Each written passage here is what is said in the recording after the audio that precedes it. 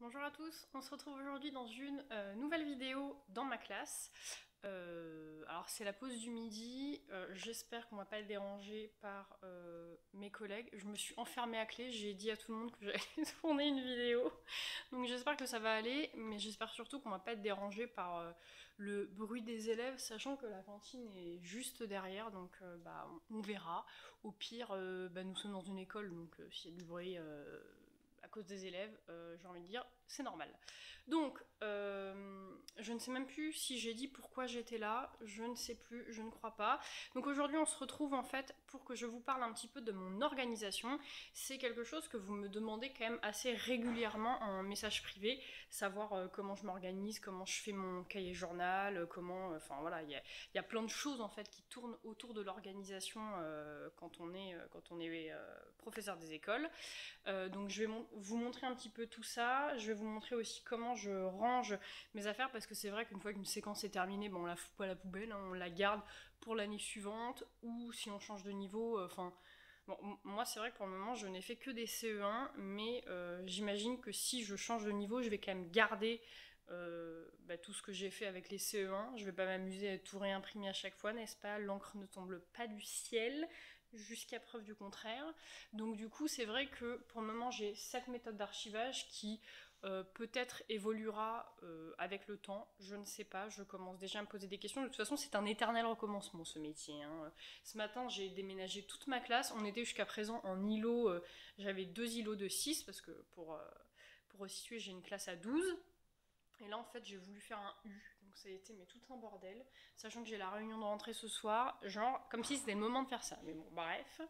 Donc du coup, on va pas se perdre. On va commencer déjà par le cahier journal. Donc mon cahier journal, je vous avais fait un post en début d'année où je vous expliquais que cette année, j'avais décidé de le créer moi-même. L'année dernière, j'étais partie avec un cahier journal tout fait. C'était celui de Lutin Bazar aux éditions Retz. Et cette année, donc du coup, hop, je cache à mon famille, voilà, j'ai décidé de faire un truc, tout simple, avec que des choses qui me sont utiles, on va dire. Parce que l'année dernière, alors celui du Lutin Bazar était top, il n'y a pas de problème, mais c'est vrai qu'il y a des choses moi dont je ne me suis pas servi, donc c'est propre à chacun. Il y en a peut-être qui s'en sont servis, mais moi non. Donc du coup, voilà, je me suis acheté un grand cahier 24-32 pour pas avoir de découpage à faire. Et donc à l'intérieur, au début, on retrouve en fait les trucs classiques. Vous voyez, je me suis imprimé un calendrier parce que c'est quand même vachement pratique d'avoir un calendrier. Il y a certaines pages, je ne vais pas vous montrer parce qu'il y a l'adresse de l'école et tout, mais il y a certaines pages que j'ai découpées en fait du 1, 2, 3 du cahier journal de Lutin Bazar et que j'ai collé là parce que du coup c'était la même chose. Je m'appelle toujours Harmonie, mon numéro de téléphone n'a pas changé, mon école non plus, mon adresse pro non plus, donc du coup j'ai juste découpé et j'ai collé. J'ai le planning de service de récréation, une page blanche, je ne sais pas pourquoi. Vous voyez ici, donc, par exemple, je vous montre, là il n'y a rien de rempli, mais j'ai carrément découpé, comme je vous disais, certaines feuilles en fait qui me semblaient utiles. L'année dernière, je n'ai rien rempli. Ah si, j'ai rempli, j'ai mis du Tipex. N'importe quoi. Et ensuite, voilà. Et donc, après, j'ai toute une page avec des comptes rendus. Donc, j'ai compte rendu de réunions diverses, compte rendu de conseil des maîtres. Je n'ai pas mis mon téléphone en silencieux, c'est merveilleux. Compte rendu de conseil d'école. Enfin, voilà, il y a tout un tas de trucs. Là, il y a encore des feuilles de Lutin Bazar. Et là, du coup, à chaque début de période, on note, je cache le nom de mes élèves. Voilà, j'ai une page de garde comme ça avec la période, les anniversaires de la période et la to-do des trucs à faire. Alors après, moi, à savoir, j'ai toujours une to-do longue comme le bras, mais elle est à part en fait sur un cahier, donc c'est vrai que ça, je m'en sers pas forcément, en tout cas pas maintenant. Après, comment je m'organise au quotidien? Alors en fait, chaque double page, c'est pour une semaine. Chaque double page, pardon, c'est pour une semaine. Donc ce que je fais, j'ai une page comme ça qui est vierge au cas où j'ai envie de marquer des trucs. Bon, là, en l'occurrence, j'ai rien marqué. Et une page comme ceci. Je vais vous montrer en détail, ce sera plus simple. À savoir que moi, mon cahier journal, donc je le fais à la main. Moi, je suis un peu de la vieille école, un peu comme mon agenda perso. Moi, je passe pas au numérique, je n'y arrive pas. J'ai toujours besoin de barrer, de surligner, d'avoir de la couleur. Donc du coup, je préfère ce format-là. Après, chacun fonctionne comme il veut. Mais donc du coup, mon cahier journal, en fait, c'est tout simplement mon emploi du temps, comme ça, avec les cases en fait que j'ai agrandies. Et donc j'ai une feuille pour chaque semaine, et donc ici je note semaine 1 sur 8, semaine 2 sur 8, etc. pour savoir où j'en suis. Et je note aussi je rajoute la date ici. Comme ça c'est plus simple pour moi, j'ai juste à photocopier ça et puis ça fait le job. Et donc du coup, des cases comme ça me permet d'écrire en fait qu'est-ce que j'ai prévu à ce moment-là. Alors mon cahier journal n'est pas forcément hyper détaillé. Je vais pas forcément noter les objectifs ou quoi. Après, moi je sais que j'avais présenté quelque chose d'un peu similaire quand j'étais PES et elle m'a dit que c'était très bien, sachant que du coup j'ai à côté mes fiches de prep pour quand il y a des fiches de prep, parce que TMTC on n'a pas de fiches de prep pour tout non plus. Hein. Voilà. Donc ça je le photocopie et vous voyez après ça donne quelque chose comme ça où je note plus en détail. Et donc ça je l'ai pour chaque semaine. Je l'ai pour chaque semaine et donc du coup voilà, ça c'est mon cahier journal pour la semaine. Ensuite, donc ça voilà, j'ai ça pour toute l'année jusqu'à la période 5. À savoir qu'à chaque fin de période, du coup, je me suis fait un tableau comme ça, avec du coup la to-do de ce que j'ai à faire pendant les vacances et un bilan de période. Par exemple, dans le bilan de période, je vais mettre, je sais pas, cette séance-là, ça s'est pas très bien passé, je modifierai ça, blabla. Enfin, voilà, des trucs à remédier, on va dire. C'est pour ça que j'ai fait cette case-là. Et ensuite, à la fin de mon cahier journal, j'ai donc j'ai repris encore une fois le truc de Lutin Bazar. J'ai mon cahier d'évaluation. Donc pareil, je vais pas vous montrer, mais je me suis fabriqué en fait un truc tout simple en fait pour pouvoir écrire ici le nom de la matière et ici les notes. Et ensuite, toc toc toc, et voilà, j'ai une fiche par élève. Toc, pareil, je cache le nom. Une fiche comme ça pour chaque élève à la fin où du coup je suis censée remettre les coordonnées de la maman, du papa, s'il y a un PAI, un PAP, est-ce qu'il est allergique à quelque chose, et un compte rendu du rendez-vous. Donc ça, c'est ce que j'ai à la fin. Et je crois que j'ai aussi un tableau pour la coopérative. Qu'est-ce qu'on m'a donné, qu'est-ce que j'ai dépensé, ça c'est hyper important. Et je me suis mis aussi, vous voyez, une petite enveloppe comme ça pour mettre les différentes factures, parce que du coup, la personne qui gère la coopérative nous la demande systématiquement. Et je crois qu'on a fait le tour du cahier journal. Voilà, donc ça, voilà. Ouh, il y a ma feuille qui s'en va. On a fait le tour du cahier journal. Donc du coup, c'est un système pour le moment qui me convient vachement bien, franchement j'en suis super contente. Le truc, c'est que c'est vrai que ça m'oblige à faire des photocopies, mais de toute façon, dans un cahier journal que j'aurais acheté, il y aurait eu des feuilles imprimées, mais là c'est vrai que c'est un peu redondant parce que je colle des feuilles sur des feuilles. Mais je n'ai pas trouvé pour le moment d'autres solutions. Il y avait des personnes dans les commentaires qui m'avaient dit que peut-être le relier, etc. Mais en fait, je suis pas forcément dans le sens où pour le moment c'est ma première année en fait où je fais un système comme ça, et donc du coup c'est vrai que je rajoute des feuilles un petit peu tout le temps, donc pour le moment je fonctionne comme ça me va super bien, mais c'est vrai qu'à la fin de l'année je me dis qu'il va peser 8 kilos le bordel, vu que je rajoute des feuilles à chaque fois, mais bon bref, en tout cas pour le moment voilà comment je m'organise. Ensuite, pour pouvoir remplir mon cahier journal chaque semaine, à savoir que moi, pour information, le jeudi, c'est ma journée où je prépare ma semaine suivante. Parce que j'ai déjà vu un petit peu comment ma semaine s'était passée, je vois qu'est-ce qu'on a pu faire ou pas faire. Et pour le vendredi, j'arrive quand même à savoir comment ça va se passer entre guillemets. De toute façon, bon, rien n'est ancré dans le marbre, hein, mais bon, ancré, gravé dans le marbre. Et donc du coup voilà, le jeudi c'est ma journée où je prépare ma semaine suivante et où donc je remplis mon emploi du temps à trous là. Et ensuite le vendredi, je sors toutes les feuilles dont j'ai besoin pour faire mes photocopies. Et le vendredi, je fais mes photocopies.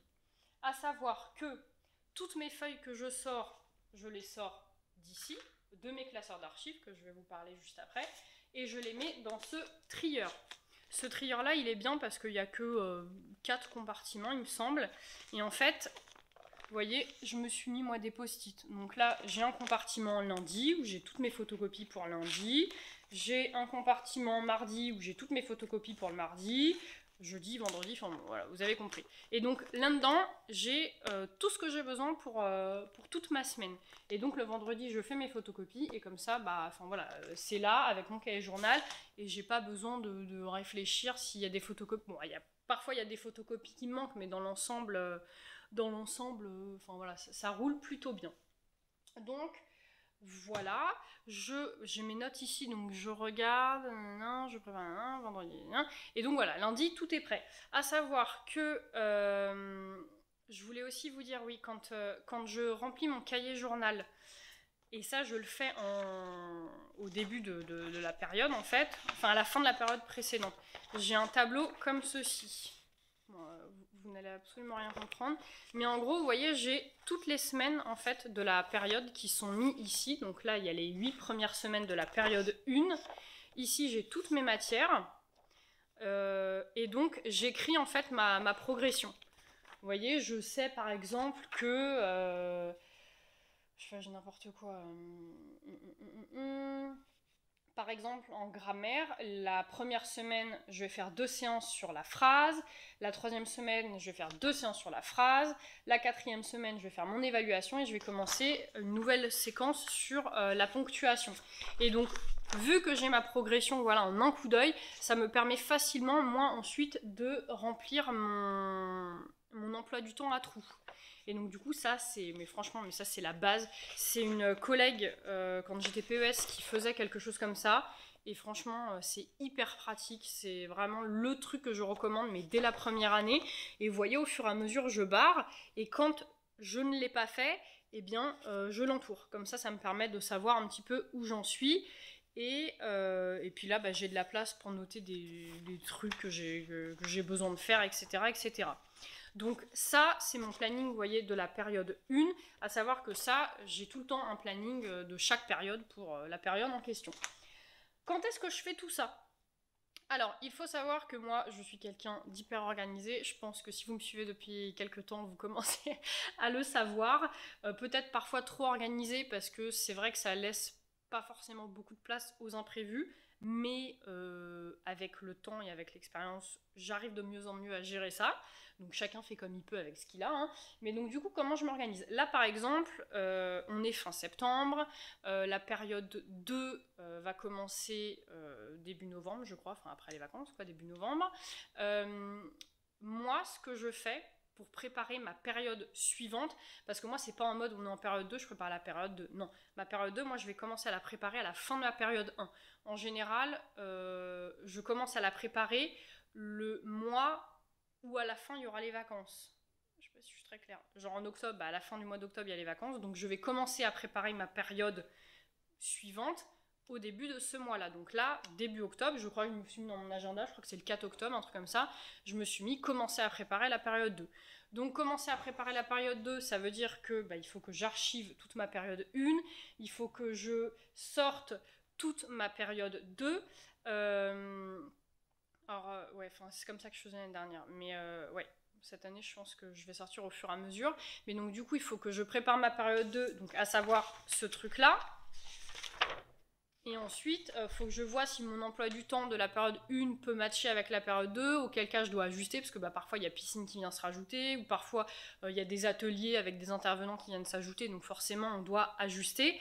Et donc ça, voilà, pour cette année, c'est vrai que je pense pas que je vais avoir non plus énormément de travail à chaque fin de période, étant donné que c'est quand même ma 4e année en CE1 et que toi-même tu sais, je ne vais pas réinventer le monde à chaque nouvelle période, que je vais reprendre un petit peu ce que j'ai fait l'année dernière. Il y a des trucs que j'aurais pas fini en période 1 que je vais rebasculer en période 2, etc.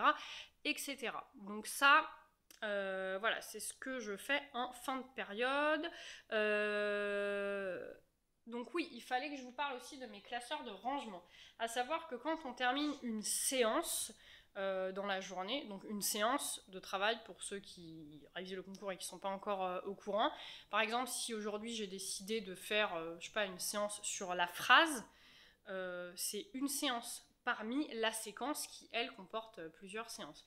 Donc si je fais une séance sur la phrase, quand j'ai terminé et que, enfin voilà, je sais pas, la photocopie ou le papier que j'ai dans la main, je ne m'en sers plus, je vais directement le ranger ici dans mes classeurs d'archives, ou alors j'ai une bannette, hop, juste ici, à ranger. Vous voyez, je suis extrêmement organisée puisque je n'ai absolument rien à ranger, c'est vraiment formidable. Mais quand j'ai pas le temps, voilà, de ranger dans le classeur, je mets là-dedans. Et j'essaye de le ranger le soir. Et donc ici, il y a toutes les matières en fait. Chaque classeur a une matière. Il y en a certains qui en ont 2. Par exemple, phonologie, j'ai 2 classeurs parce que c'est trop conséquent en un seul classeur. Mais voilà, j'ai phono, anglais, EPS, musique, maths, EMC. J'ai vraiment tous mes archives, c'est là.